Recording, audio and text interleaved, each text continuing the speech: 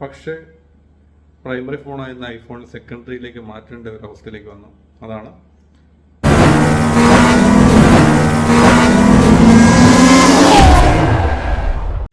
Hey guys, എല്ലാവർക്കും നമസ്കാരം. പുതിയ വീഡിയോയിലേക്ക് സ്വാഗതം. ഞാൻ ചെയ്യാൻ വേണ്ടി പോകുന്ന വീഡിയോ, നിങ്ങൾ ഐഫോൺ വിരോധിയാണോ? അതിനെക്കുറിച്ചാണ് എനിക്ക് ആദ്യം അറിയേണ്ടത്. ഇനി റീസെൻ്റ്ലി ഐഫോൺ വിരോധി ആയതാണോ, അതോ ഐഫോൺ വർഷങ്ങളോട് ഉപയോഗിച്ചതിന് ശേഷം ഐഫോൺ മടുത്തിട്ട് വീണ്ടും ആൻഡ്രോയിഡിലേക്ക് പോയ ആൾക്കാരാണോ? ടോട്ടലി ഒരു ഐഫോൺ ഉപയോഗിച്ച ഒരു ലോങ് ടൈം, ഒരുപാട് വർഷങ്ങളായിട്ട് പല മോഡൽസ് ഉപയോഗിച്ചു. പക്ഷേ പ്രൈമറി ഫോണായിരുന്ന ഐഫോൺ സെക്കൻഡറിയിലേക്ക് മാറ്റേണ്ട ഒരു അവസ്ഥയിലേക്ക് വന്നു. അതാണ് ഇന്നത്തെ ടോപ്പിക്. സോ വീഡിയോ ഇഷ്ടപ്പെട്ടാൽ സബ്സ്ക്രൈബ് ചെയ്യാൻ മറക്കരുത്, ലൈക്ക് ചെയ്യാൻ മറക്കരുത്. സോ ഞാൻ നേരത്തെ പറഞ്ഞ പോലെ, നിങ്ങൾ ഒരു ഐഫോൺ വിരോധിയാണോ, അതോ റീസെൻ്റ്ലി ഐഫോണിലേക്ക് വന്നപ്പോഴത്തേക്ക് വിരോധിയായോ, അതോ ഐഫോണിലുണ്ടാകുന്ന ഒടുക്കത്തെ ബഗ്സ് ഒരു രക്ഷയില്ല? എനിക്കറിയത്തില്ല. ആക്ച്വലി എനിക്കൊരു വിശ്വാസം ഉണ്ടായിരുന്നു, അതായത് ആൻഡ്രോയിഡ് ഫോൺ എപ്പോഴും സ്റ്റേബിൾ അല്ല, ഐഫോൺ എന്ന് പറയുമ്പോൾ ഒപ്റ്റിമൈസ്ഡ് ആണ്. അറിയാം, ആൻഡ്രോയിഡ് ഫോൺസിന് എല്ലാവരും MediaTek, അതുപോലെ തന്നെ എക്സിനോസോ, സ്നാപ്ഡ്രാഗൺ, മാറി മാറി പ്രോസസ്സറുകൾ ഓരോ ബ്രാൻഡുകളും ഉപയോഗിക്കുന്നുണ്ട്. എക്സിനോസോ, സാംസങ് മാത്രം, ബാക്കിയുള്ളതെല്ലാം അങ്ങോട്ടും ഇങ്ങോട്ടും എല്ലാം യൂസ് ചെയ്യുന്നുണ്ട് ബ്രാൻഡുകൾ. പക്ഷേ ഐഫോൺ അറിയാം, ചിപ്സെറ്റ് അല്ലെങ്കിൽ ബയോണിക് ചിപ്സെറ്റ് എന്ന് പറഞ്ഞിട്ട് പല വേർഷൻസ് ഇറങ്ങുന്നുണ്ട്. വർഷങ്ങളായിട്ട് ഞാൻ ഐഫോൺ ഉപയോഗിക്കുന്ന ഒരാളാണ്. എൻ്റെ പ്രൈമറി ഡിവൈസ് ആണ്. കാരണം യൂസ്ഡ് ആയിപ്പോയി. ഐക്ലൗഡ് യൂസ് ചെയ്യുന്നുണ്ട്, ബാക്കപ്പ് കുറേ ഡേറ്റാസ് ഉണ്ട്, കുറച്ചും കൂടെ എന്താ പറയേണ്ടത്, അത് അഡിക്റ്റഡ് ആയി എന്ന് വേണമെങ്കിൽ പറയാം. അതായത് ഞാൻ അഡിക്ഷൻ എനിക്ക് വന്നത് 6 മുതലാണ് ഞാൻ ഐഫോൺ യൂസ് ചെയ്യാൻ തുടങ്ങുന്നത് കേട്ടോ. 6 മുതലാണ്. അങ്ങനെ വളരെ നാളുകൾക്ക് ശേഷം 6, 7 എടുത്തു, 7 എടുത്തു, 8 എടുത്തു, 10 എടുത്തു, 12 എടുത്തു, 13 എടുത്തു, 13 നേരെ 15ലേക്ക് വന്നു. ഇതാണ് നമ്മുടെ 15. ഇനിയും എനിക്ക് ചോദിക്കേണ്ട 1-2 കാര്യങ്ങൾ നിങ്ങളോട് ചോദിക്കാം. അതായത്, നിങ്ങൾ ഐഫോൺ എടുക്കാൻ പ്ലാൻ ഉണ്ടോ 2025? ഒന്ന്. രണ്ടാമത്തെ കാര്യം, നിങ്ങൾ ആൻഡ്രോയിഡ് ഫോൺ ആണെങ്കിൽ നിങ്ങൾക്ക് ഐഫോണിലേക്ക് മാറിയപ്പോൾ എന്ത് തോന്നി? നിങ്ങൾ കമൻ്റായിട്ട് നിങ്ങൾക്ക് ഇട്ടാൽ മതി. അതായത് നിങ്ങൾക്ക് നിങ്ങളുടെ ഒരു എക്സ്പീരിയൻസ് ഇട്ടാൽ മതി. നിങ്ങൾ ആൻഡ്രോയിഡിൽ നിന്ന് ഐഫോണിലേക്ക് സ്വിച്ച് ചെയ്തപ്പോൾ ഉണ്ടാകുന്ന ഒരു ബുദ്ധിമുട്ട്, അല്ലെങ്കിൽ നിങ്ങൾക്ക് എന്താണ് തോന്നിയത്? അതുപോലെ തന്നെ ഇനി ഐഫോണിൽ നിന്ന് ആൻഡ്രോയിഡിലേക്ക് പോയവർക്കും ഈ ഒരു കാര്യത്തിൽ കമൻറ്റ് ചെയ്യാൻ പറ്റും. നിങ്ങളുടെ അഭിപ്രായം എന്താണെന്ന് അറിയാൻ വേണ്ടിയിട്ടാണ്. ഫസ്റ്റ് ഓഫ് ഓൾ, എനിക്ക് പറയുകയാണെങ്കിൽ ഞാൻ ആൻഡ്രോയിഡ് ഐഫോൺ ഒരുമിച്ച് ഉപയോഗിക്കുന്ന ആളാണ്. പക്ഷേ ഐഫോണിൽ ഞാൻ മനസ്സിലാക്കിയെടുത്തോളം, ഐഫോണിനെ സംബന്ധിച്ചുള്ള ഐഫോണിൽ ഒരുപാട് ബഗ്ഗുകൾ കണ്ടമാനം വരുന്നുണ്ട്. എനിക്ക് തോന്നുന്നു റീസെൻ്റ്ലി ഒരു 1 ഇയർ ആയിട്ട് ഐഫോണിൽ ഒരുപാട് ബഗ്ഗുകൾ വരുന്നുണ്ട്. അതായത് ഓരോ ടൈമിലും ഐഫോണിൽ ഒരു സോഫ്റ്റ്വെയർ അപ്ഡേഷൻ തരും, ഒരു ബഗ് തീർക്കാൻ വേണ്ടിയിട്ടായിരിക്കും, അല്ലെങ്കിൽ ഇഷ്യൂസ് സ്റ്റേബിൾ ആക്കാൻ വേണ്ടിയിട്ടായിരിക്കും അവർ ആ ഒരു സോഫ്റ്റ്വെയർ അപ്ഡേഷൻ തരുന്നത്. അവർ പറയുന്ന പോലെ ഈ സാധനം ഐറ്റോൺ ഉപയോഗിച്ചിട്ടൊക്കെ ആർക്കാണ് ടൈമുള്ളത്? അങ്ങനെയാണെങ്കിൽ ഒരിക്കലും ഇതിനകത്ത് സോഫ്റ്റ്വെയർ അപ്ഡേഷൻ എന്ന് പറഞ്ഞൊരു ഓപ്ഷൻ ഒരിക്കലും ഒരു കമ്പനിയും വെക്കാൻ പാടില്ല. ഇതിനകത്ത് സോഫ്റ്റ്വെയർ അപ്ഡേഷൻ എന്ന് പറഞ്ഞൊരു ഓപ്ഷൻ ഉണ്ട്. നമുക്ക് ഓൺലൈൻ മൊബൈൽ നെറ്റ്വർക്ക് ഞാൻ ഒരിക്കലും പറയില്ല, വൈഫൈയിൽ കണക്ട് ചെയ്തിട്ടെങ്കിലും ഇത് അപ്ഡേറ്റ് ചെയ്യാൻ സാധിക്കണം. അപ്പോൾ അങ്ങനെ അപ്ഡേറ്റ് ചെയ്യുമ്പോഴത്തേക്കും ഇതുപോലെ ഒരു ബഗ്ഗുകൾ ഉണ്ടാകുന്നു. അപ്പോൾ അവർ ഒരു ഐറ്റോൺ ഉപയോഗിച്ച് പ്രോപ്പറായിട്ട് ചെയ്യുന്നുണ്ടെങ്കിൽ ഇത് സ്റ്റേബിൾ ആകത്തില്ലെന്ന് പറയുന്നു. ഓക്കെ, അത് ടെക്നിക്കൽ ഉള്ള കാര്യമാണ്, ഞാൻ അതിനെക്കുറിച്ച് കൂടുതൽ അഭിപ്രായങ്ങൾ പറയുന്നില്ല. പക്ഷേ നമ്മൾ ഓരോ പ്രാവശ്യം അപ്ഡേഷൻ ചെയ്യുമ്പോൾ, ഇപ്പോൾ ഞാൻ റീസെൻ്റ്ലി ഇത് കുറേ അപ്ഡേഷൻ ചെയ്തു. ഇത് ഏകദേശം 1.5 വർഷമായി ഈ ഒരു ഫോൺ ഉപയോഗിക്കാൻ തുടങ്ങി. 1.5 വർഷം ആകുന്നു ഈ ഒരു ഫോൺ ഉപയോഗിക്കുന്നു. എനിവേ, ഇതിനകത്ത് നമുക്ക് ഇതിൻ്റെ ബാറ്ററി ഹെൽത്ത് എന്ന് പറയുന്നത് 88%. ഇതിനകത്ത് ഏറ്റവും വലിയ ഡ്രോബാക്ക് ഇതിൻ്റെ ബാറ്ററി തന്നെയാണ് ഐഫോണിൻ്റെ. കാരണം ഐഫോണിൻ്റെ ബാറ്ററി ഹെൽത്ത് വളരെ പെട്ടെന്ന് തീരുന്നു. ഇനി ഇത് ചേഞ്ച് ചെയ്യണമെങ്കിൽ നല്ലൊരു എമൗണ്ട് ആവും. നമ്മൾ സർവീസ് ചെയ്യണമെങ്കിൽ തന്നെ ആവും. ഫ്രീ റീപ്ലേസ്മെൻറ്റ് ഒന്നും തന്നെ ഇല്ല.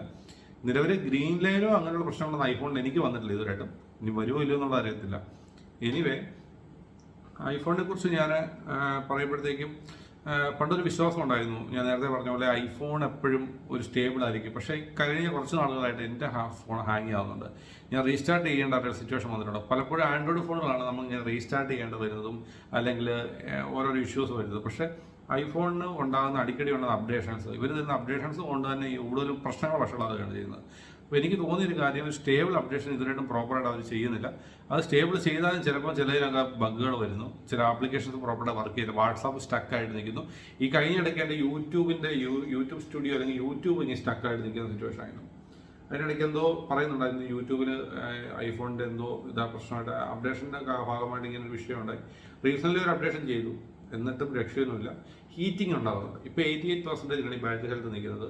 ഇനി ഒരു 80 കഴിയുമ്പോഴത്തേക്ക് ആക്ച്വലി ഇതിൻ്റെ ബാക്കപ്പ് എല്ലാം കുറയാൻ തുടങ്ങും. അതുവരെ കിടന്നോടും സംഭവം. എനിക്ക് ഐഫോണിനെ കുറിച്ച് പറയുകയാണെങ്കിൽ എനിക്ക് ഏറ്റവും ഇഷ്ടപ്പെട്ട ഒരു കാര്യം ഇതിൻ്റെ ക്യാമറയാണ്. ക്യാമറ മീൻസ് വീഡിയോ സൈഡാണ്, വീഡിയോഗ്രാഫിയാണ്. ഞാനത് പറയാൻ കാരണം, നമുക്കറിയാം ഒരുപാട് ഫോണുകൾ ഇറങ്ങിയിട്ടുണ്ട്. ഇപ്പം ഞാൻ ഗൂഗിൾ പിക്സലിനെ ഒന്ന് മാറ്റി നിർത്താം. ഗൂഗിൾ പിക്സലിന് കുറച്ച് പ്രത്യേകതകൾ വേറെ ഉണ്ട്. ഇപ്പോൾ സാംസങ്ങിനാണെങ്കിൽ സാംസങ്ങിൻ്റെ ഫോട്ടോഗ്രാഫി അടിപൊളിയാണ്, കുറച്ചുകൂടെ സോഷ്യൽ മീഡിയ ടച്ചഡ് ആയിട്ടുള്ള നല്ല ഫോട്ടോസ്. വിവോയുടെ X200 Pro കിടിലം ഫോണാണ്, ഒരു രക്ഷയില്ല. പക്ഷേ ഇതിൻ്റെയൊക്കെ വീഡിയോഗ്രാഫി ഐഫോണിനെ വെച്ച് കമ്പയർ ചെയ്യുകയാണ് ശോകമാണ് എന്ന് ഞാൻ പറയത്തുള്ളൂ. അത് എൻ്റെ ഒരു ഒപ്പീനിയനാണ്. ഒട്ടുമിക്ക ആൾക്കാർ വീഡിയോഗ്രാഫി ചെയ്യുന്നവർക്കറിയാം ഐഫോണിൻ്റെ വീഡിയോഗ്രാഫിക്ക് പ്രത്യേകിച്ച് 4K 60 ഫ്രെയിമിൽ നമ്മൾ എടുക്കുമ്പോൾ, ഇപ്പം പ്രോ വേർഷൻ 120 വരെ ഇപ്പം 16 വന്നിട്ടുണ്ട്. എങ്കിലും ഞാൻ 15 ഉപയോഗിക്കുന്നതുകൊണ്ടാണ് ഞാനത് പറയുന്നത്. ഇപ്പോൾ 4K 60 ഫ്രെയിം പെർ സെക്കൻഡ് ചെയ്യുമ്പം കിടിലൻ ക്വാളിറ്റിയാണ്. കാരണം എനിക്കത് ഒരു ആൻഡ്രോയിഡ്, ഞാൻ S22 Ultra, ഞാൻ ഗ്രീൻ ലൈൻ ഇഷ്യൂവിൻ്റെ നിങ്ങളോട് സംസാരിച്ച ആ ഫോണിൽ പോലും എനിക്ക് അത്രയും ക്വാളിറ്റിയിലുള്ള ഒരു വീഡിയോ എടുക്കാൻ പറ്റില്ല. ഞാൻ ഇതിലാണ് ഏറ്റവും കൂടുതൽ വീഡിയോ ഷൂട്ട് ചെയ്യാറുള്ളത്. പക്ഷേ എനിക്ക് ഇതിൻ്റെ ക്വാളിറ്റി ഒരിക്കലും മറ്റ് ഫോണുകളിൽ കിട്ടിയിട്ടില്ല. അതാണ് എനിക്ക് ഇതിൽ നിന്ന് ഇത് മാറാൻ പറ്റാത്തതിൻ്റെ ഒരു കാര്യം. കാരണം ഈ ഒരു ഫോൺ എപ്പോഴും ഉപയോഗിക്കുന്നുണ്ടെങ്കിൽ ഇതിൻ്റെ മെയിൻ കാരണം ഇതിൻ്റെ വീഡിയോഗ്രാഫിയാണ്. പിന്നെ ഓപ്റ്റിമൈസ്ഡ് ആണ്, പക്ഷേ ഇപ്പം ബഗ്ഗിൻ്റെ ഒരു പണ്ട് നമ്മൾ ആൻഡ്രോയിഡിന് പറയുമായിരുന്നു പ്രശ്നങ്ങൾ, ഭയങ്കരമായിട്ട് ഹാങ് ആവുന്ന പ്രശ്നമാകുന്നു. പക്ഷേ ആൻഡ്രോയിഡ് ഇപ്പോൾ അടിക്കടി 6 വർഷത്തെ സോഫ്റ്റ്വെയർ അപ്ഡേഷൻ തരുന്നു. നേരത്തെ സപ്പോർട്ടും അത്ര കാര്യങ്ങളൊന്നും ഇല്ല. ഇപ്പോൾ ഐഫോൺ പോലെ തന്നെ ആൻഡ്രോയിഡും പ്രീമിയം ലെവലിൽ തന്നെ അവരും ഈ സാംസങ് പോലത്തെ OnePlus പോലത്തെ ഫോണുകൾ അപ്ഡേഷൻസ് 6 ഇയർ 7 ഇയർ ഒക്കെ തരുന്നു. ഐഫോണിനെ പോലെ തന്നെ അവരും തരാൻ തുടങ്ങി. പക്ഷേ ഇപ്പം ഇപ്പോൾ ഐഫോണിന് അന്നത്തെ അല്ലെങ്കിൽ നമ്മൾ നേരത്തെ ആൻഡ്രോയിഡിനെ കുറ്റം പറയുന്ന സമയം ഉണ്ടായിരുന്നു, ഹാങ് ആവുന്നത്. ഐഫോൺ ഹാങ് ആകത്തില്ല എന്നുള്ളൊരു വിശ്വാസം ഉണ്ടായിരുന്നു. പക്ഷെ അതെല്ലാം പോയി. ഇപ്പോൾ 2025 ഐഫോൺ എനിക്ക് ഏറ്റവും കൂടുതൽ ഹാങ് ആയിക്കൊണ്ടിരിക്കുന്ന ഒരു മോഡൽ. അത് ഉപയോഗിക്കുന്നവർക്കറിയാം. ചിലരത് പുറത്ത് പറയില്ല. കാരണം ഐഫോൺ എന്ന് പറയുമ്പോൾ ഒരു സ്റ്റാൻഡേർഡാണ്, വളരെയധികം സംഭവമാണെന്ന് വിചാരിക്കുന്ന ആൾക്കാരുണ്ട്. സംഭവം എന്ന് വെച്ച് കഴിഞ്ഞാൽ ബിൽഡ് ക്വാളിറ്റി മികച്ചതാണ് ഒന്ന്. രണ്ടാമത്തെ കാര്യം ഡ്യൂറബിലിറ്റി കൂടുതലാണ്, അത് ലോങ് ടൈം ഉപയോഗിക്കാൻ പറ്റും. ഐഫോണിൻ്റെ ഒരു ഗുണം അതാണ്. പക്ഷേ ഇങ്ങനെ ബഗ്ഗുകൾ വരുമ്പോൾ ഇടയ്ക്കിടയ്ക്ക് നമ്മൾ ചെയ്ത ജോലികളെ തടസ്സപ്പെടുത്താറുണ്ട്. ഇപ്പോൾ ക്യാമറ സ്റ്റക്കാന്ന് കാണാറുണ്ട്. പക്ഷേ ഞാൻ ഈ വീഡിയോഗ്രാഫി ഉപയോഗിക്കുമ്പോഴേക്ക് എനിക്ക് ഒരുപാട് സാറ്റിസ്ഫൈഡ് ആണ്. പക്ഷേ iOS ഇറ്റ്സ് എ ടിപ്പിക്കൽ ഒരു വ്യത്യസ്തമായിട്ടുള്ള ഒരു ഓപ്ഷൻ. വൺപ്ലസിൻ്റെ ഓക്സിനോയ്സ് പോലെ തന്നെ UI പോലെ തന്നെ, അല്ലെങ്കിൽ സാംസങ്ങിൻ്റെ One UI പോലെ തന്നെ iOSൻ്റെ ഒരു പ്രത്യേകതയുണ്ട്. അത് ഞാൻ ഒരിക്കലും തള്ളിപ്പറയില്ല. പക്ഷേ ഈ ബഗ്ഗുകൾ കൊണ്ട് ഇപ്പോൾ സത്യം പറഞ്ഞാൽ ഇതിനെ വെറുത്തുകൊണ്ടിരിക്കുകയാണ്. ഇപ്പോൾ ഞാൻ വീഡിയോഗ്രാഫിക്കാണ് ഈ ഒരു ഫോൺ കൂടുതലായിട്ട് ഉപയോഗിക്കുന്നത്. കാരണം നമുക്ക് ചില സമയങ്ങളിൽ കോൾ ഡിസ്കണക്റ്റ് ആയി പോവുക, ഓട്ടോമാറ്റിക്കലി ഇററായി പോവുക, ഒരുപാട് ഇഷ്യൂസ് കാണിക്കുന്നുണ്ട്. ഇനി എനിക്കറിയില്ല, ഇതിന് റീസെറ്റ് ചെയ്തിട്ട് iTunes വെച്ചിട്ട് ഒന്ന് സോഫ്റ്റ്വെയർ അപ്ഡേഷൻ ചെയ്താൽ നോക്കി റെഡിയാവുമെന്ന് നോക്കണം. പക്ഷേ എനിക്കറിയില്ല. പക്ഷേ ഞാൻ നിങ്ങളോട് ചോദ്യം ചോദിക്കുന്നത്, നിങ്ങൾ റീസെൻ്റ്ലി ഐഫോൺ എടുത്തിട്ടുണ്ടോ എന്നുള്ളതാണ്. ഇപ്പോൾ റീസെൻ്റ്ലി ഐഫോൺ എടുത്തിട്ട് ആരൊക്കെ ഐഫോൺ ഇഷ്ടപ്പെട്ടു തുടങ്ങി?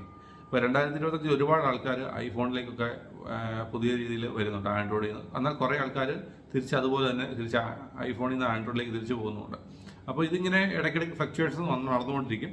പക്ഷേ കൂടുതൽ ആൾക്കാർ ആൻഡ്രോയിഡ് ഫോണാണ് ഉപയോഗിക്കുന്നത്. കാരണം ആൻഡ്രോയിഡ് ഫോണിൽ ലിമിറ്റേഷൻസ് വളരെ കുറവാണ്. കാരണം ഒരുപാട് കാര്യങ്ങൾ ചെയ്യാൻ പറ്റും. ഐഫോണിൽ ഒരുപാട് ലിമിറ്റേഷൻസ് ഉണ്ട്. പെയ്ഡ് ആപ്ലിക്കേഷൻസ് ആണ് കൂടുതലുള്ളത്.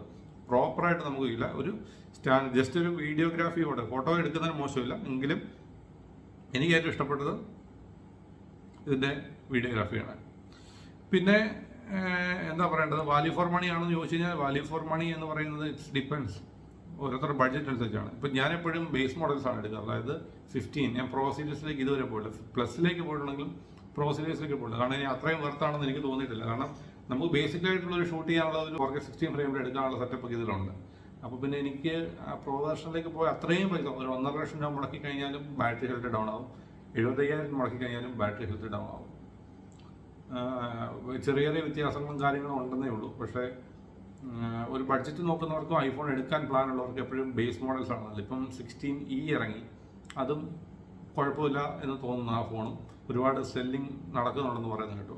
പക്ഷേ നിങ്ങൾക്കിപ്പോൾ ഒരു ബേസിക്കലി 2025 ഒരു ഫോൺ എടുക്കണമെന്നുണ്ടെങ്കിൽ നിങ്ങൾക്ക് ഒരിക്കലും ഞാൻ നിങ്ങളോട് 13 എടുക്കാൻ പറയില്ല.